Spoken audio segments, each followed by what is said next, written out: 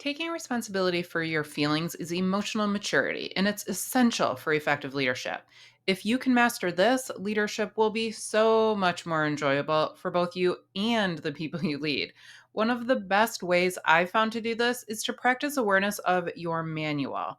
Hi, I'm Amber Anderson. I'm a leadership coach, and I teach leaders how to maximize their impact in a way that is authentic, joyful, and expansive through content and coaching for skill set, mindset, and emotional health and vitality.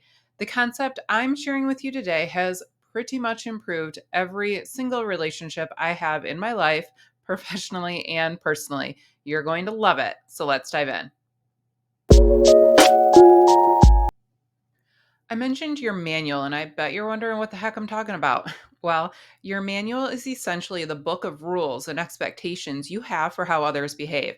It's based on your own leadership lens and personal preferences rather than organizationally relevant expectations. What's worse, while you have these expectations in your mind, you likely never explicitly share them with the people that you have them for, yet you still get frustrated and annoyed when they don't follow your secret manual. So, yes, as a leader, you can and should have expectations and make requests, but those expectations need to be organizationally relevant, apply to everyone equally, and be established and communicated with clarity. This applies to both behavioral and performance expectations. But when we're talking about behavioral expectations, the line between true organizationally relevant expectations in your manual, your personal preferences, that becomes a bit blurry. So I do want to share a bit more about that. I was coaching a leader back in spring 2020. So it's when we all first got sent home from our offices due to the COVID pandemic. And I have coached many, many leaders since then on very, very similar topics. I just think this one's a very clear example of what I'm talking about when I talk about a manual. So this leader shared with me that he was super frustrated with two of his team members because they were wearing t-shirts and hoodies to meetings, and he thought they were being very unprofessional and disrespectful. So of course I asked, how it went when he brought this up to them. How could I help support him in that? And he said that he didn't say anything to them about it. So of course I asked why. And he said he didn't say anything because there was no dress code policy at the company. So really, what was he supposed to say? But my question to him was, how did he think that was impacting the way he led those two individuals, especially compared to the others on the team? And he didn't think it was making any difference. He actually swore that it wasn't. But let me ask you this. If you view somebody on your team as unprofessional and disrespectful, do you go to them for advice? Do you go to them to give them stretch assignments and challenging projects and things that will help them grow and evolve in their careers? Of course you don't. So you might not be making this decision consciously, but if you see these people as unprofessional and disrespectful in your mind, that's the best they're ever going to show up in your presence. I guarantee this is negatively impacting how you show up for these individuals. It is impacting your leadership. So, sure, you can have personal preferences for how people behave, but my advice is not to rely on them to comply to feel good about yourself. That is disempowering and it will make you miserable. What's more, they are for sure, your personal preferences are for sure impacting how you're leading people, like I shared in the last example.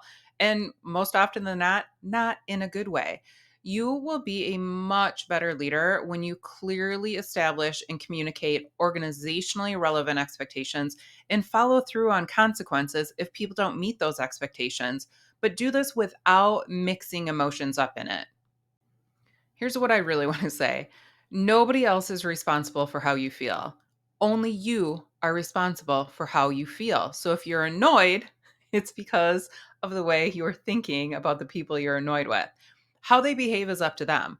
How you behave in response to them is up to you. As soon as you let go of all these manuals, these personal preferences you have for others, you're going to enjoy leadership so much more.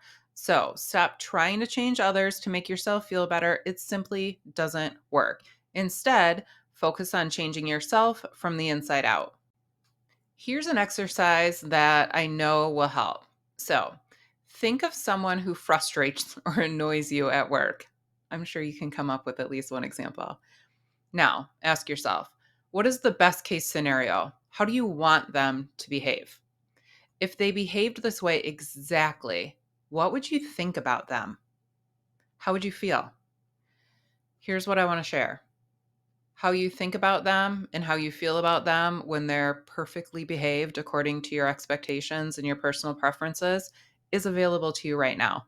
You just need to choose to think these thoughts about them now, and you will immediately feel better. And when you feel better, you will be better as their leader. The key here is to know the difference between organizationally relevant expectations and your manual. Establish and clearly communicate true expectations and burn your manual. Your leadership will thrive. If you want help with this or any other aspect of your leadership, including how you're feeling about it, if you're stressed, overwhelmed, burned out, things like that, please reach out to me. I am here to help you. Through content and coaching, I will equip you with the tools you need to master your leadership skill set and mindset and to manage your nervous system in a way that promotes emotional health and vitality. So if you're being overwhelmed, I've got you. To get started today, I encourage you to download the free high impact one-to-one meeting toolkit in the description below. Even doing this work alone, if nothing else, improving the efficiency and effectiveness of your one-to-one meetings, this alone can completely change your experience of leadership. And I give you everything you need to do so in the toolkit, including a little bonus content for how to conduct an effective one on one meeting with even the most difficult of direct reports.